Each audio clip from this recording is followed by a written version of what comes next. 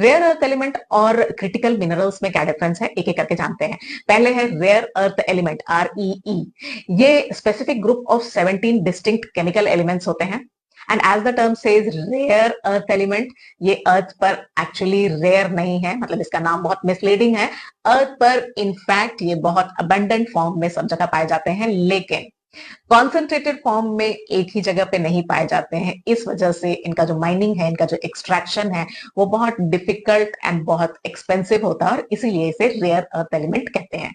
Next is critical minerals. ये basically broad category of minerals होते हैं, लेकिन इनका क्लासिफिकेशन जो है वो मैटर करता है, और वो केमिकल या जियोलॉजिकल बेस पर नहीं होता है।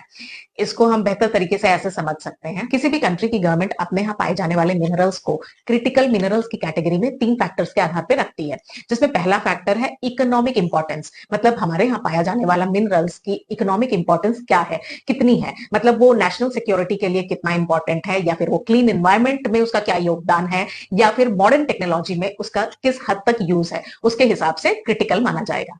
Next is supply risk. किसी मिनरल का ग्लोबल सप्लाई चेन कितना वल्नरेबल है डिसरप्शन को लेके, for example export control, monopoly, या फिर जियोपॉलिटिकल टेंशन।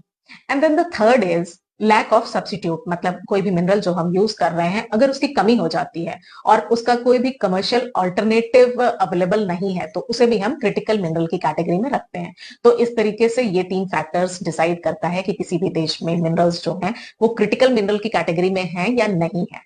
तो होप रेयर अर्थ एलिमेंट और क्रिटिकल मिनरल्स का डिफरेंस समझ में आ गया होगा। अब आप फटाफट कमेंट बॉक्स में जाओ और ये बताओ कि दुनिया में वो कौन सा ऐसा देश है जहां सबसे ज्यादा रेयर अर्थ एलिमेंट पाए जाते हैं।